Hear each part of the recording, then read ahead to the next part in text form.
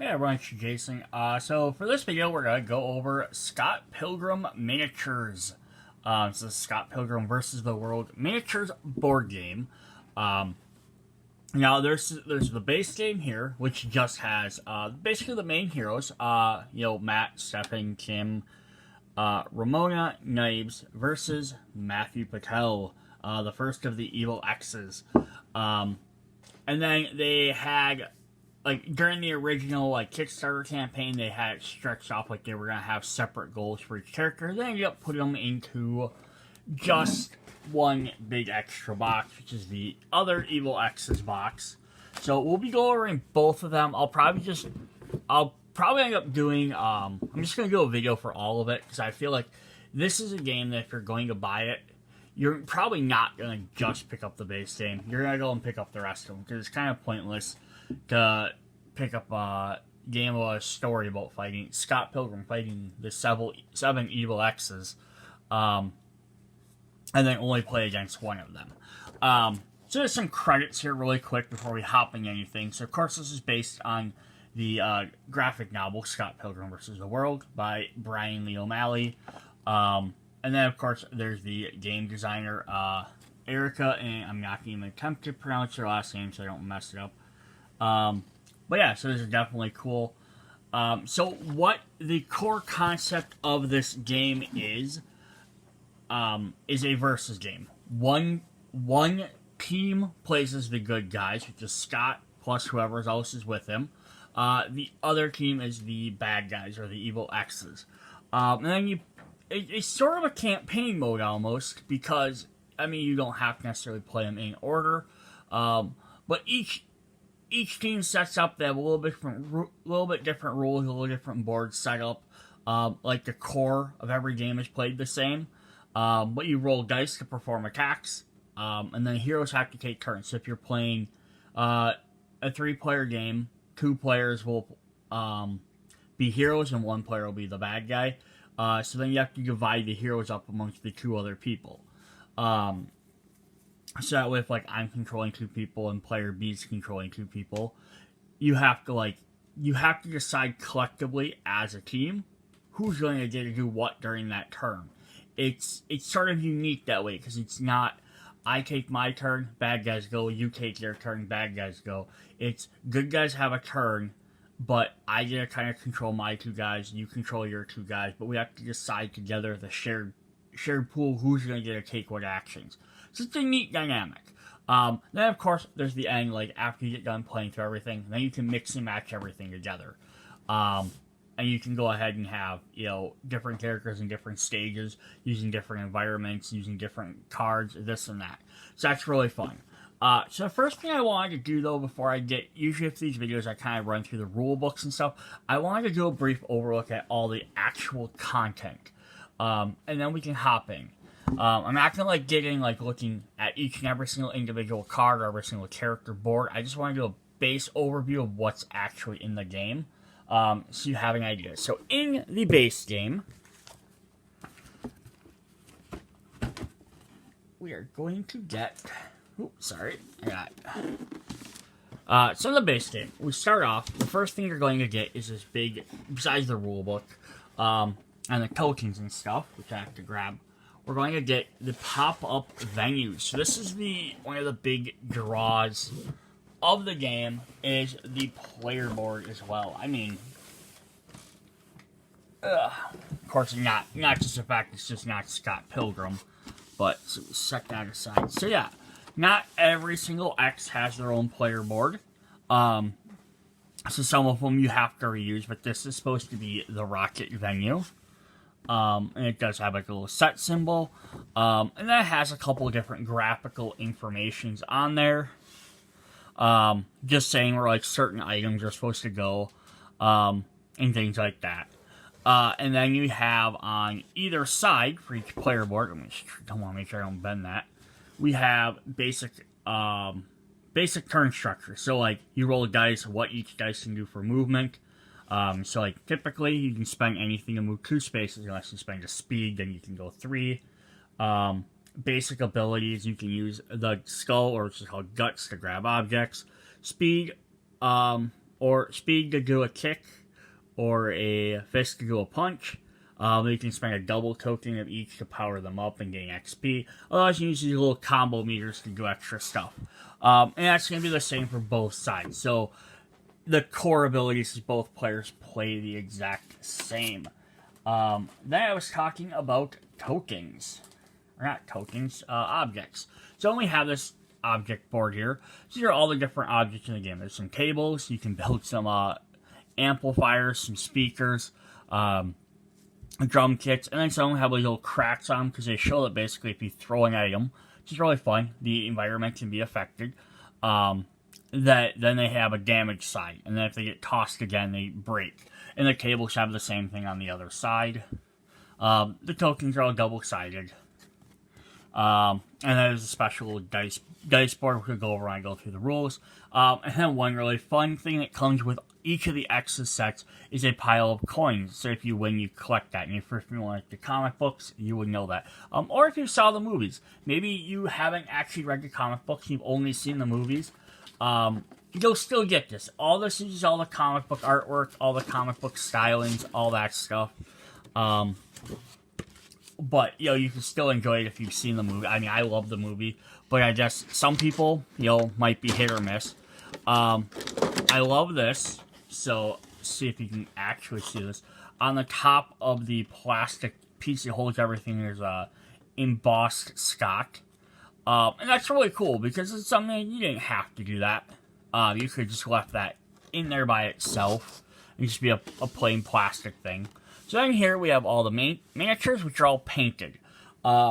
Just make sure that if you're buying a set, I think they've changed it all, so now every set is painted, but I know in the original campaign, there was an unpainted set versus a painted set. Also be careful when you're buying these, is that there is a box that's just the miniatures. So in case you have no interest in the game, you can still buy all the painted miniatures, so just be careful on that as well. We have little cube trackers and star trackers.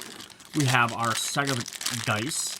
So some for heroes, some for good guys, some special for Patel because there's magic powers. Then there's a bunch of item cards in here as well. And these will various cards you can get throughout the game, which will let you do special things, extra attacks, heal, things like that. Cool, so we got that. Then we have our player boards. So if we look at Scott here, and again, I'm not going to go through everything right away. I just kind of want to spend this first time just going through all the different components in both sets. But the boards are all double layered, so you can put your little power tokens in there after you gain them. Your boost tokens. You have your little stars you can put in there to keep track of your XP.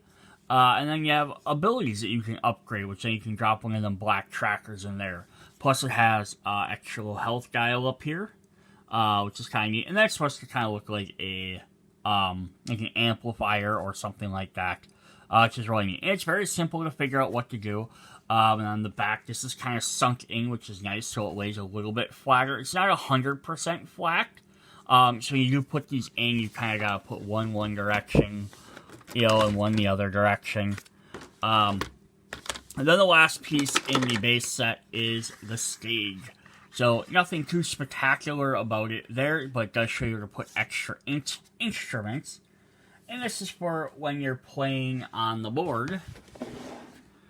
You can then set your stage up there. And then now you can set your band up here, which is really cool. And we'll take a look at the minis here in just a second. We'll go through the other box, and then we'll come back and we'll do just a quicker look at all the minis. Because I want to set up the 3D tokens so we can actually see what they all look like. Alright, so for the second box,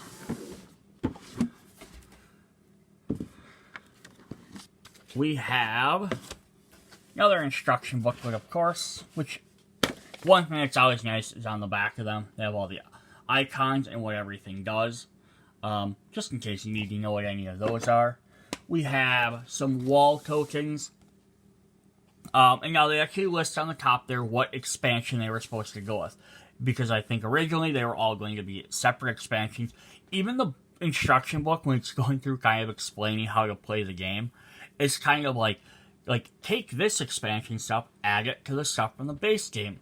But almost, and then the few times like it does ask if you have something from a different expansion, it'll be like, if you have like this expansion, you can set this thing aside to use. Which is kind of interesting.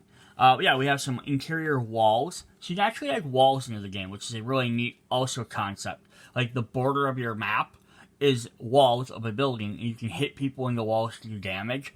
Then they made some buildings at interior walls.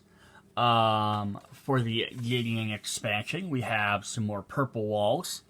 He's big 777,000 million. He has some glow tokens for him. And then they have some go-go cages, which are really neat. They're for kind of like trapping or throwing at people.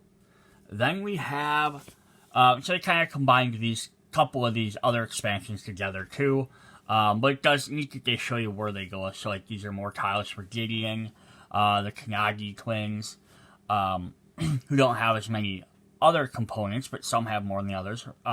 Roxie has some subspace doors, and Lucas Lee has a fountain, which I'm going to have to build, which is going to be kind of interesting. And then there's some stone tiles, which have damage spots on the back, which play into his unique play style. Which is one of the fun things about this. Everyone has different play styles. So then if we look at the other boards, we have Tassaloma, which is Lucas Lee's board. So now you can set his board, like, overall, the board itself is the same. Like, tiles, all that stuff. They have little red lines on the, right on the side here. This is starting spots. But then his has special, like where the fountain goes, and then they have special tiles. And these dark tiles are how you pick up item cards. So if we saw on the first board, it was right down the middle. This one's are on the outside. So it kind of changes from map to map. So even if you want to play, playing one character, one X on one different location could actually potentially change how they play. Alright, then we have Lee's Palace. This is where we fight Todd Ingram. As you can see, and then this is where you could place the other stage that we'll have in this box up there. But you can see there's some table spots over here from the base game. Kind of interesting up there. Some items, or these gray spots are scattered more out. Just so you have a little bit different setup. And then finally, we have the Chaos Theater. So we have these special purple wall spots. Some item spots here for cages. Some white spots around the board. Kind of like just different colors. Like cables and stuff. This also has a unique setup for the end of the game. So if you're playing like the story, you're actually going to play Scott, Ramona, and Gideon in certain spots. But if you're playing with anybody else, you use the red lines on the outside and play them like normal. But that's kind of neat. So if you've been counting, that's 4 boards for 7 X's. That means a couple of the X's don't have anything. The Katayanagi twins and Roxie don't have, so that's the other 3, don't specifically have any board for themselves. You can play them on any other board that you want. Awesome. So if we hop in, we also have some extra stage for Gideons. This is, goes on the one corner. And then we have another band stage. It looks like mine got a little bent there, but that's not that big of a deal. It kind of looks like, but I also say it's supposed to be at an angle as well. But that gives us another different stage to play on, which actually looks a little nicer because the other one didn't have like the tiers on there. But then you also have like, this would be kind of fun for the starting off for the Katayanagi twins, because you could do the battle of the base. One stage on one side, one on the other. So that could be kind of fun. Then we have a ton of boards. We have boards for all the different characters. So I didn't really go through them in the other one either. But some of them, like Todd, has a special vegan meter. But yeah, as you flip through, you're going to get all the different boards. You have a special one for the Katayanagi twins, have their super robots. Which is kind of interesting because they're in the comic book, but they weren't in the movie. So that's one thing that'd be sort of different if you've only seen the movie. We even get Mega Scott, which is kind of fun too. But again, we'll go over all that again a little bit more. Then if we take out this insert, we have a fun one of Ramona.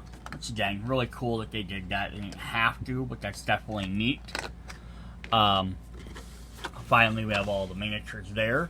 You have a couple different Ramonas you can get. You know, all the different X's, NB, Lucas, we have the robots, we have Super Gideon. We're also going to get some more different dice. We have some more purple dice for Gideon, green dice for Todd, plus some more yellow dice so you can play as more characters. Some stands for all the different walls. And then we have a bunch more cards. Now all these cards are just put together, but they do have the deck symbol on the outside, or on the outside, on the side of it, which will show you what X it's against. You can match those up in the book. So then that way when you're playing through there, you can, because the game actually says like take the base game and add Lucas's cards or add Todd's cards. Then after you play enough, you could probably just add all of them if you want. But I think it's supposed to like help make that stage and that character feel more like that battle, because you're also limiting what can show up. And then there's these fun little Wallace Wells cards, which are just little conversation pieces. They don't actually do anything in the game. But it's supposed to represent Wallace, you know, just shouting out random stuff throughout the game. Alright, so I'm going to pause here for a minute. I'm going to build the 3D sets, stages and stuff, pieces. We can kind of see what those look like. And then we will, that'll probably be it for this video, and then part 2 is where I'll actually start going over the character. Well, I'll go through the miniatures quick in this video. We'll look at all of them quick. Then part 2, I'll start actually going through the rest of the game, the components and all that stuff. Alright, so I have all of the 3D terrain built, but before I sit there and do all showing off and that, and then showing off the miniatures, I wanted to just show that they all do fit back in the box built. And when I built mine, I did glue them together, which we'll look at a little bit later. But like, I have the base game here, so if I actually pull off my top here, I have some of the little components and stuff in the baggie, which you set inside or outside. You have all your dice and your other cubes and stuff in those little baggies. And then underneath the cards here, I have all of the equipment, or like the cables and the speakers and all that stuff in there. And it's all built, but again, I glued them all together so that way, I don't think they're going to stay together very well. If they get shuffled around, and I don't want to risk them being broken. But yeah, you can either set the cards on top or the cards on bottom. But yeah, they'll all fit in there. The other thing to just note is that when you also get done with the base game, you're going to have a big giant empty amount of extra space in here. So one thing you may want to do though is then take actually some of the boards from the second game and maybe put the boards in there, the venues, just because on the second game here, they're kind of sticking right over the top. So I could just as easily just set all of these in the base game and they fit perfectly. So if I, show that off, they fit in there. There's still a decent amount of room in there. It might do that because, again, if you're going to be playing, you're probably going to be mixing and matching stuff. But as you can see, I have all the other stuff built, like I have the go-go buildings built. Also, that will help to make sure by not having those boards sitting on top of here, it probably helps to make sure nothing's accidentally pushing on top of those. Then we have like our tiles and some of that. We have our other coins and things like that in the other bag. I'm not ideally generally someone that likes to just throw tokens and stuff into bags. I get little like containers and whatnot for it. But that's just me. The other thing is with the fountain though, because I glued it all together, the spout sticks up very high. So that was the other reason why I would want to take the boards out, because when I'm putting this in here, it's actually kind of sitting on top of the fountain a bit, and there's no other way to put the fountain in here, because if you try turning it sideways, it's going to end up sticking up too high up over the top, and then it could easily fall over and break that way. So there is a possibility that way. I wonder if I turn it this direction, if that would make any difference. I doubt it. Yeah, it's going to be the same thing. It's going to be pushing into that. So there's another reason to maybe just put the boards in there. Then you don't have to worry about that. But then if I take all of these out, then in the bottom of the box here, where all the miniatures are, I have all the walls. What's nice is there's enough room to have all the stands on there as well. And I put the dice in this little spot with the cards. But that's kind of a nice little extra thing there, is because then that way I don't have to sit there and put all the bases on and off every time I want to package and unpackage them. Additionally, there's enough room in here to throw all the cards from the base game in here. You could probably throw all the extra dice in some of the extra components, as long as you're sharing containers anyhow. You could take like your extra pieces like this, maybe even your extra dice and stuff, and drop them in there. Put all your cards in one little spot down there, and that way just that first spot on the base box could easily be for just those little equipment. Or take all of those out, throw all those in there, put the cards in there, put all your counters and all your stuff in that one. Like, you can easily mix and match the stuff around so that everything fits nicely. The only other storage thing I just have to bring up is all the boards, because they do have a little extra knobsy on the tops, on the back sides, is you do have to kind of layer them. Like one way, one the other way, kind of back and forth. You can't just stack them up, otherwise one corner ends up being a little bit too high. So that's kind of the only downside for the overall storage, because when you go to put all the boards back in, there's just enough room to fit them, and then you're going to have to sit there and make sure you stack them all nicely. Even with the base game, it's like that as well.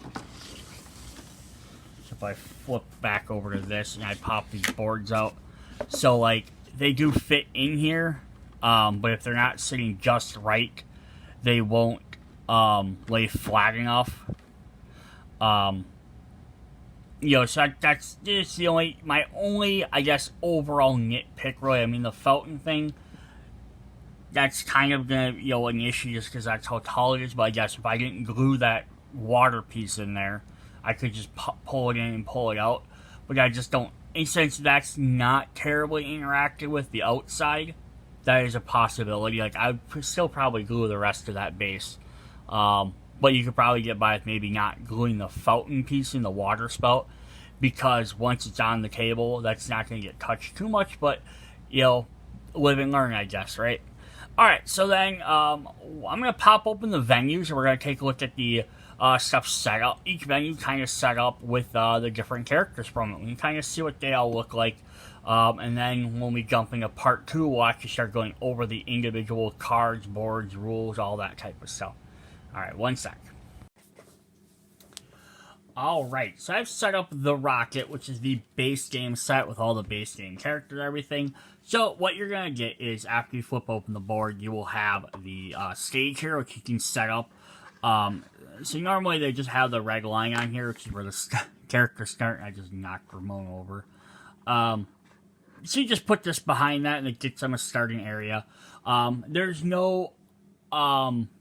It's not treated as a wall or anything like that for gameplay rules. They can just go up and down. Now, you might argue, some of these things don't look like the correct size or placement in case you need characters. They can make them big enough that you could grab them and move them around.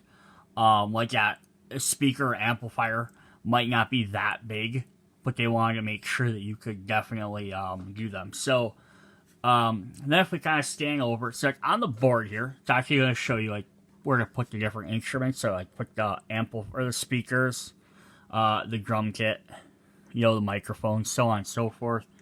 Then if we kind of scoot over to the other side, we have Ramona laying down because I knocked her over. So this is always one of the downside of these types of things. As you can see, knives is, let me zoom in here a little bit. Her chair her stool when I made it isn't sitting 100% flat. And it's just somehow that's when you have two pieces that link together, they don't always go 100% right. I know some people might, get a knife out and cut things and do this and that. I was just like, I don't do that. I think they're going to work just enough for the gameplay. But it's kind of nice because they're big enough the characters can stand on. They can jump up on top of the table if they want. Someone can hop over on top of one of the speakers. Then this red line is we have Mathew Patel and his hipster demon chicks, which is their starting zone. So if you're normally playing, you probably wouldn't also use all 4 of the characters. It tells you in the rulebook which ones to use, this and that. We just kind of wanted to show all of them off.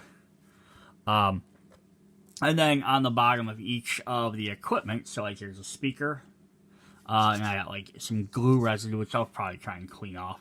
They have a little broken icon. So if you use the speaker, if like Kim would jump down here and she'd throw the speaker at someone, then you place it face up or upside down to show it's broken. And that way, the next time you use it, you know that it's damaged. And all the instruments have that. So we have the little drum here, the ba-bomb drum. Or sorry, ba-bomb. And then it does have like a broken arrow on the bottom. I love the little foot pedal. So that's one thing you kind of have to watch out for when building this one. Or in storing it, making sure you don't wreck that. The microphone does not have that. The microphone is a special item that has a one-use thing. You throw it once, and then it's done. We have an amplifier here. And there's actually a little bit, some stuff on the back side too. There's little details on there. That has your broken spot.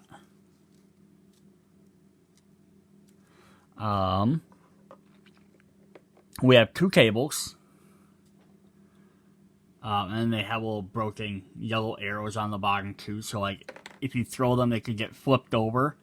Same thing with the stools. Which is also neat though, because like when any of these get flipped over, you can still stand on any single one of them. They still work as a standing point, so if a character moves on top of them, that's fine. Also see on the board, you're going to tell you where to put those 2 at. Now, that's if you're following the initial story campaign. But if you're playing your own story, you can always put these things wherever you want. That's one of the fun things about these games. So that's definitely cool there. So let's take a closer up look at each of the minis. I'm going to move my camera down. Make this a little bit easier. Alright, so here we have Scott Pilgrim.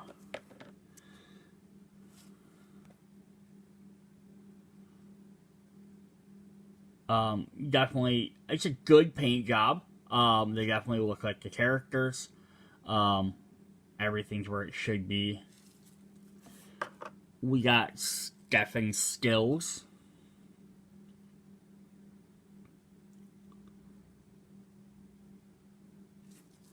Now, I like that he has his guitar. That would have been the only thing I personally would have loved if there ever would have been a second campaign for this. Would have been like alternate miniatures. Like there's multiple Ramonas in here to show that she changes throughout the series. Like this is her ninja delivery girl. Ninja delivery girl outfit. Then she gets she gets 2 different later ones, which we'll see when we get to this, Subspace Skater and, Won't Back Down. This is like beginning of the film when she's still, delivering packages and stuff. But it would have been cool to, like, get some of the alternate ones for some of the other characters. There's Naive Chow. Their giant scarf and her size. But that could have been cool to get, like even if they, I know the Ramona ones all have different boards and stuff. I'm not even saying I need different boards. I'm surprised Scott didn't get multiple at least. But it would be kind of neat to just get some with different things. One like Kim, where she's holding her, drumsticks. So there's Matt Patel. And then he has his 3 demon hipster chicks, which are all the same, so I'm not going to show up all 3 of them. And they kind of like that not quite translucent, but, you know, a cool flame effect, which is really neat. Again, they could have done something where they made all three of those in different poses or something, but that's not that big of a deal. Other thing we want to show, as long as we're showing off some components quick, is we have the dice. So the dice are all going to have their different sides. You have a foot for speed here. So this is what you usually use for movement. You have the fist for punching. You use for lots of attacks. The skull and crossbone is your guts, which is used for specialty effects. And those are the yellow dice. Those are the main hero dice. So it's like 2 of each side. 3 punches. 2 of the other each. Then they also get the blue die, which is going to have, what's it look like? 3 speed instead? Nope. 2, 2, and 2. 2,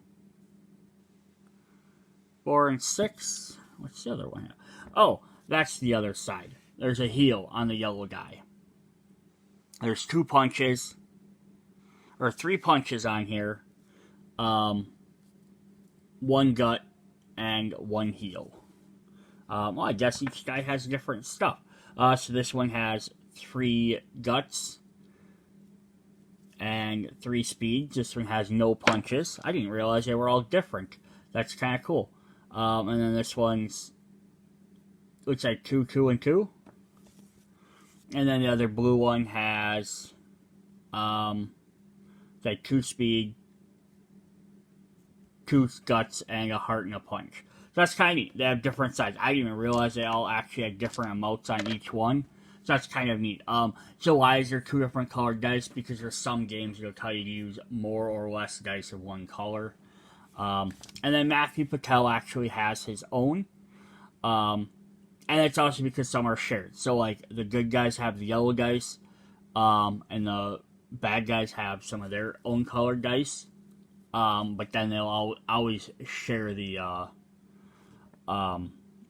blue dice, I believe, if I remember right. So Mathew Patel has his own special dice, which are red, which will have magic on there, which also work as wild. It's the same thing if the heal can work as a wild token. And then we had the other little just wooden tokens in there. So these are just wooden cubes and wooden stars. The cubes track your different abilities, and these stars track your experience. Alright, we're going to set up another venue. Alright, this would be the setup for the second set, the second Evil Exes, which would be Lucas Lee at Castle Loma. So I have the water fountain in there. There's all these tiles in here. So, like, I just currently have Scott and Ramona because that's what the game would suggest. But again, as you play through the game or you repeat, you guys use anybody you like. But they each start behind their own personal lines there. And that's actually kind of cool. So all the different tiles here can be picked up and thrown. And they have, the stone tiles, they have different, crack symbols. So they work just like the benches, or not the benches, the stools and tables. In the first set.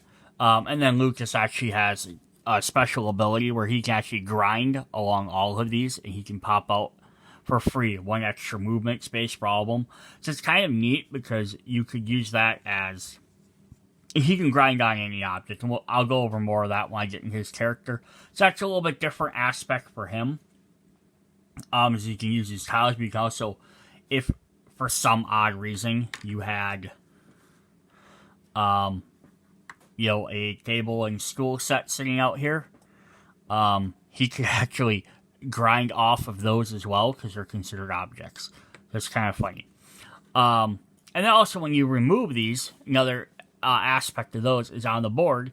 Wherever there's these dark shaded tiles, you have a little plus and minus symbol showing that. That's where you collect items or the cards. So heroes collect them to the good guys like Scott collect them to use them, equip them as items, and the bad guys or the X's will take the item card, basically discard an item card from the deck and use it as a weapon to throw. They don't get to equip them, but it prevents the good guys from using them. So it's how somewhat of a race to get to those, but like, this one's kind of neat because they're buried under there, so you actually have to go uncover them. So like, as the difference from the rocket, which is just a center stage, it's kind of like a dodgeball. Like, you have to just get to the center, and maybe back away to use your item. This one, you actually have to spend time uncovering it, so it adds a little different dynamic to that. The other thing with this particular story battle is, in the set, is we also get Nega Scott. So you can play with him as well. Maybe move my camera. Sometimes there's just too much stuff it's trying to focus on, and it's hard to see the character. So there's Nega Scott. He has his own board. Clearly it's just a repaint of Scott, and that's one thing. Like I said, I was, cool that they made like extra different version of him at least. But he's also like someone that plays in the story. He has his own battle on how you can do it. And then there's Lucas Lee, of course. He's a pretty good skater and a pretty good actor. Alright. Yeah, so those are... So if this was still being released, like, per expansion-wise, this is what you would have got. It was Tassaloma, those two, plus it has some extra item cards, which again, I will go over that in the other video. This, I just want to show off the component part. Alright, I'm going to set up the next board. Alright, our third battle is at Lee's Palace, and this is the Todd Ingram battle with Andy Adams. And so this is kind of a neat setup as well. So like, this is another music stage venue, but being unlike the Rocket, where it's a big open area and you can go everywhere and do everything, this has walls that are built in. So the game normally considers the outside edge of the map a wall, so characters can't go beyond it. They take damage by smashing into them. This kind of adds to that as well, because for the good guys who are over on this side, kind of hanging out back here, eating here, for them to get across, they basically are either going to have to damage these walls, which destroy them. They could throw these stools or chairs, or they have to take this path around to go that way, or there's a one single line path through on that way as well. They could also go around the outside as well and over the speakers.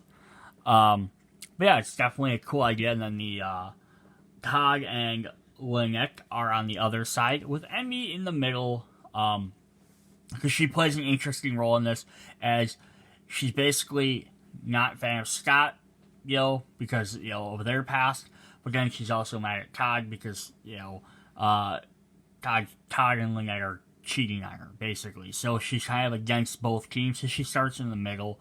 But it's also neat, like, the item spots are kind of neat on the board, so you have some here, some up there, some back there.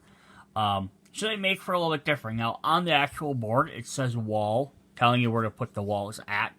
Just when you go to set it up, it's nice and easy, so you don't have to, like with the tables where they show the pictures on the board, it's nice, you don't have to figure out. Even Envy here has a hammer in the middle, saying that's where she goes.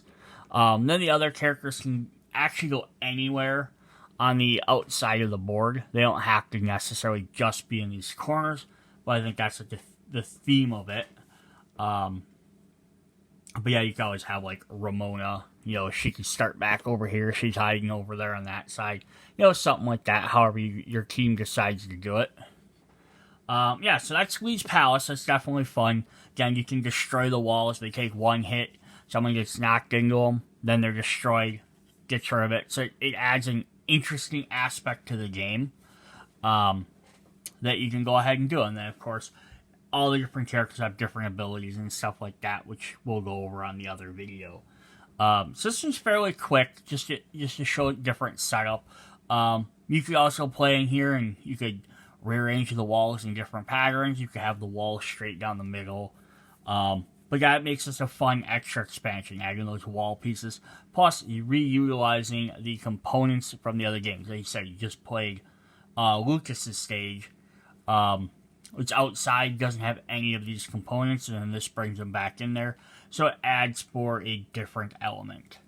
Alright, then let's take a little bit closer look at these new characters.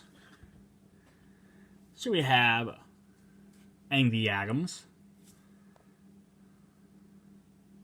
who has some really interesting gameplay mechanics.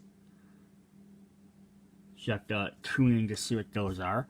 We, of course, have everyone's favorite super vegan, Todd Ingram. I haven't loved that he has the giant 3. He's got the 3 stripes on there.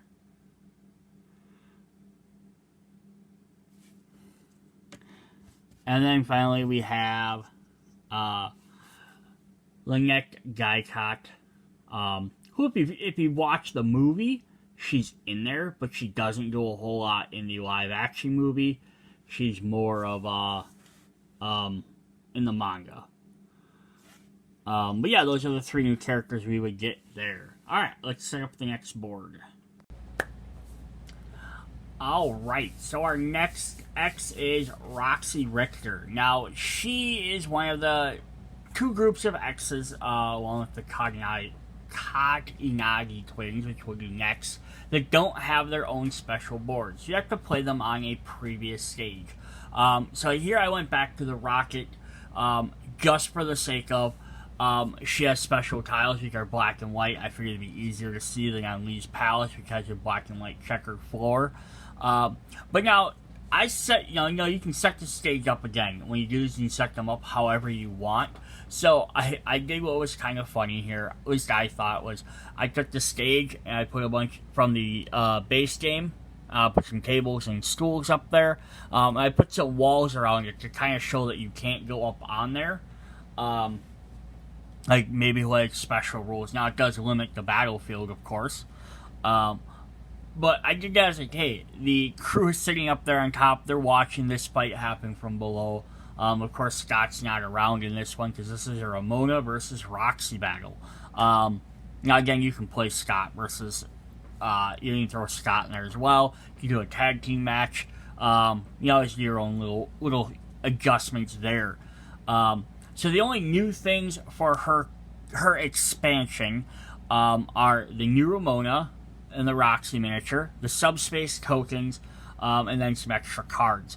Now, the subspace tokens are a special ability that Roxie ends up bringing to use, but anyone can use them. But she has the ability. She has some abilities she can do with them. But one thing that's neat about it is they're travel points. So if Roxie jumps through here, she has 2 movement. She can do 1, 2. She can pop over here for a 2 movement. If she's standing here and she had 3, that's 1, 2, 3. So you get like extra movement based off them subspace tokens, which are really cool. That's kind of her little thing.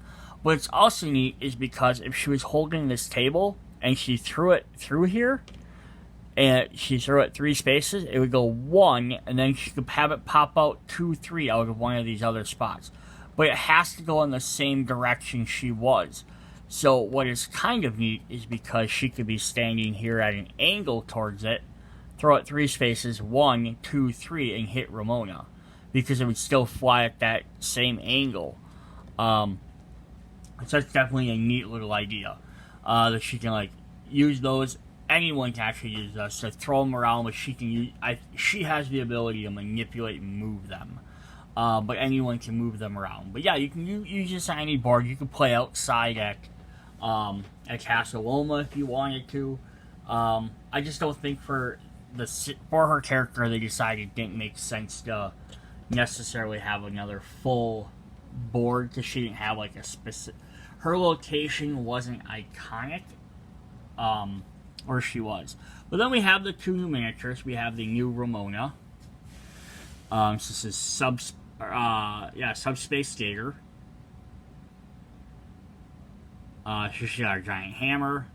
Still got her bag. So if we kind of compare her to the other one, she's still got her skates on, which is kind of cool. Her skates turned purple and her hair turned green. Opposite of her old one, she's still got her bag, but it's a different color. Yeah, definitely cool. Different character. She has different abilities and everything. And then we have Roxie. Also has her roller skate. She's the one that taught Ramona about subspace skating. Yeah, definitely a neat miniature as well. Awesome. So, alright, that is the setup for that one. Let's jump into our Katayanagi twins. Before we jump into them, one last thing. We missed Stefan Stills. I forgot about him. So, he's a non-playable character in the game. One of these really cool things is they added him because in the story, in the Scott Pilgrim universe, he's a major character, but he doesn't really get directly involved. So in the game here, actually, they made a miniature of him, which is really fun, which is why I have him kind of sitting up there behind everything. But he's a non-playable character. He actually has special cards that you can play during the game that don't do anything. It's just him shouting out random things at everybody, which is a really funny little thing, which we'll look at them on the other thing. But that's just kind of a neat little extra add-on there. So that's cool. Alright, now we'll go to the Katayanagi twins. Alright, so like Roxie, the Katayanagi twins don't have their own special stage. They use whatever. So I'm reusing the rocket just because I had it out. But I made a little bit of adjustments to it. We still have our table set up where they show there. We have the Katayanagi twins on one of the risers, which I previously forgot to show off. It's actually part of the Todd Ingram stage, which, why can't I think of the name of that stage now? Lee's Palace. It's supposed to go on the back wall. But I put it on this side to kind of re-represent the movie, because I like that. So that's why I put the big amps up with those two standing there, and then like on the other side, I threw the other riser up, stage up with the rest of the band playing, and then I just kind of stuck Wallace and Ramona sitting on the stage down there. Now, technically, any player should start behind the red line, so if I was playing as Ramona, I should technically have to start her up here somewhere. But I just did this just for the sake of aesthetics. The Katayanagis also start behind their line, but then they have two super robots. Now this is one huge deviation. Manga versus the movie was because in the movie they used basically they had like a base off, and they had sound wave creatures fighting each other, which is kind of cool special effects. In the manga, they have robots that fight, so the robots actually get to start somewhere else on the board as long as it's not behind the starting player's line. And then they all have unique things. The robots share a health and ability board, and the Katayanagi twins also share a health and rule board. Now, these guys don't get any other special things other than their miniatures for the set and some cards. They don't add any other components to the game like some of the other characters do. But let's take a look at our characters here. So we have Ken and Kyle. I don't actually know which one's which. See if I can get these to focus a little bit better. There we go. Oops. And I keep dropping them. Alright, so there's those two. They have I love the pose on here, because what they do is the pose, they can stand next to each other. And you can kind of have them grabbing hands. I mean, they don't link super well, and they can hold each other together. But the idea is because they have a special ability in the game called Twin Link. So as long as they're in spaces next to each other, so in a pose like this, they move together, they attack together, so they get extra movement, they get double attack. And then they can get separated. So your whole goal is to try and separate them so they're not next to each other, because they're really powerful when they're next to each other. But as a player, you can also opt to split them apart. You know, so instead of attacking and doing 2 damage, together they do 4 damage, but you can split them apart and have them attack different people. Then the similar thing is they have their 2 robots. They have, what's their names? Robot 1 and Super Robot. And they share the same board, they share a health dial, but they go different directions and do different stuff. So it's kind of fun, because they go around the back. So you kind of have to, do I focus on the twins, do I focus on the robots? A little bit back and forth. Definitely a cool mechanic for a character, which we'll, again, dive into more when we look at the actual, gameplay stuff.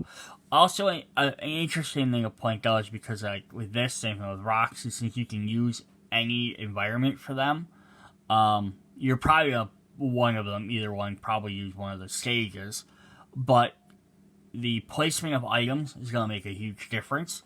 If you set the board up, according to how the board sets up, I wouldn't have had this extra stage, I'd have a table and stuff there, that could make a difference. Same thing if you're playing Lee's Palace, where you have all the walls. Having these robots and these extra characters, where they have to move together with all them walls, could make that really problematic. A big open area like this, them moving together, could be a little bit easier, because then you don't have all these extra things blocking them. But also, it's item location makes a difference too, where you have this one line here versus the other spots have different things there. Alright, so let's hop into our final battle. Alright, and then our final X is Gideon Graves at the Chaos Theater. You can see there's a lot going on here. This actually has a bunch of extra components. So of course, the big thing here I noticed are these big go-go cages, which can be used as items. You can throw them around, throw them at people. They don't actually take damage, though. It's just kind of cool. So they're just going to be big, giant things in the way. But they do play an important gameplay element. The other thing you're going to notice are these purple walls. We get purple walls instead of the brown walls, but they work like any other type of walls, like the other brown ones we had. You can knock people in because they're kind of hiding Gideon back there. So if we pull one away, there's Gideon hiding out back there. There's also a little purple riser in the corner. Just kind of neat. I threw Stefan and Kim up there with their instruments just to add the aesthetic. They're not, again, not playable, but again, now that's actually part of the board. So if I didn't put them up there, that's a space where someone could go up on top of and do something. But there's, like the risers, like the other stages, there's no advantage to being on top of or below one of those. There's not like height damage, or you can't knock someone into it. If you hit them, they'll just back up on top of it. So it's kind of here or there. The item spots in here are kind of neat because of these blue boxes all the way around the go-go cages.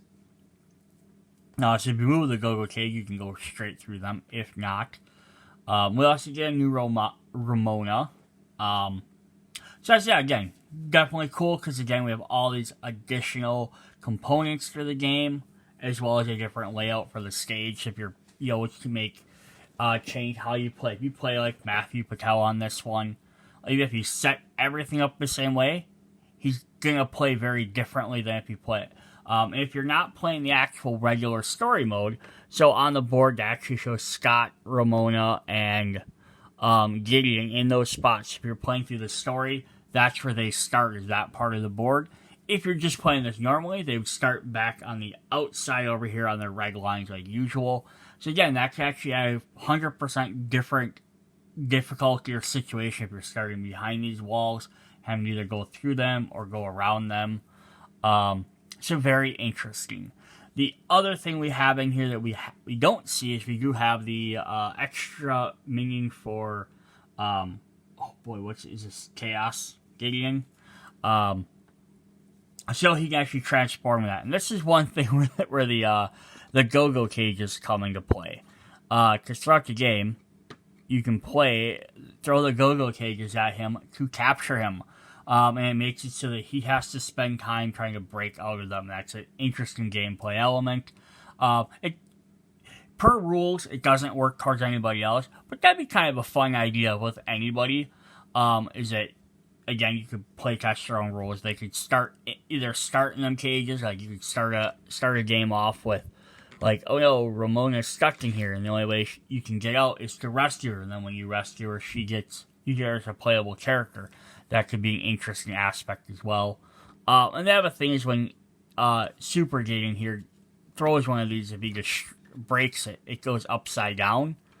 And then you're supposed to set him inside of it to show that it's now taking 1 point of damage. And then if he hits it again, it actually destroys it. He's the only one that can destroy the go-go cages. But that's definitely cool. So let's take a look at the newer miniatures that we got. So we got the new Ramona here, which is Never Back Down. So it gets her final look. Again, this is the third Ramona you're gonna get in the game. But yeah, different look because she doesn't have her skates on anymore. But she kept her her green hair from before. But definitely neat. She's like a little bandage on her leg. We have the brand new Gideon Graves here. He's got a sword, his top side, just sinister character. A little purple triangle on his jacket. And then we have his super or chaos form. He turns into some sort of Oni type demon, which is really neat. Who also has a neat gameplay because since he's a double-based character, when he moves, you count okay, so he's moving with his sword hand. So if he moves 3 spaces, you basically go 1, 2, 3. He has a free ability rotate 180 degrees so he can spin around. But if he wants to rotate 90 degrees, he has to spend an extra move point. Because that's going to depend on how he actually orientates. It's kind of a neat idea. Alright, so the last couple of components I want to show off that I forgot. One was an extra set of dice. So we do get 3 green dice. These are for Todd Ingram. Specifically, they have the V for vegan on them. Otherwise, they have the other symbols. He does get 3 of them. With various different symbols on them. Like Mathew Patel and his magic ones, Todd gets his own special ones, which will have vegan on them. And Gideon also gets his own special ones. He gets purple dice, which will have glow symbols on them, which interact with his ability. So that's kind of neat. So each character has their own little thing. You have 3 characters that have special dice, which help them do abilities only they can do. Like Roxie has her portals. Todd has, Lucas has the ability to grind across the different objects, and the twins have their extra robots and their linked powers and stuff. So then the last big component I kind of wanted to show off that I forgot about was the money piles. So there's other little tokens like Gideon has his special tokens for earning power as well. But we have the money piles. So if you've ever seen it, every time Scott defeats one of the Exes, they turn into a pile of money. These are little trophies to show that you've beaten each character. Like a special one for the twins, but that's kind of neat. So when you defeat Gideon finally, he disappears. Oh look, I got a pile of money. So that's really fun. You're also going to get 3 extra yellow dice in the expansion box. This is so if you're playing with more characters. Some of the battles use multiple characters. You get multiple things. Yes, that's definitely fun there. That's all the different components. So we will do another video. Alright, so I hope you guys enjoyed the Scott Pilgrim miniatures, the world game component showing off. So yeah, I will do another video you can check out, which will go through kind of the basic how to play. We'll show off all the character boards, as well as going through each of the X's and their special abilities and stuff like that, and all the item cards, all that stuff are. I just didn't want to do that video in the same as this. This is already super freaking long. Plus, then that way I don't have to re-show off all the components during that video. So I will link you back, if you already watched that, and probably link you back to this one then. Yep, so this is the craziness I just set up quick. This is every single miniature in the game, all the different characters. I remember a little Ramona over there, and you can't really tell, but Stephen Stills is hiding. Not Stephen, Wallace Wells is hiding in the go-go cage over there by Gideon. But yeah, this is kind of the. I don't know if I'd play with every single character. This might get way too hectic, but that could also be very interesting.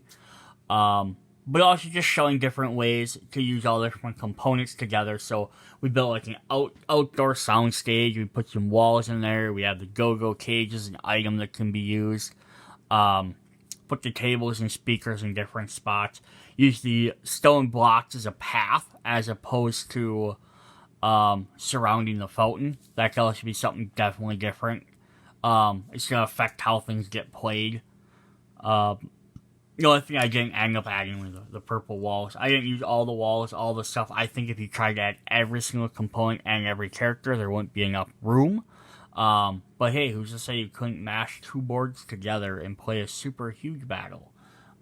Very interesting. Alright, so check you guys out in the next video. Bye!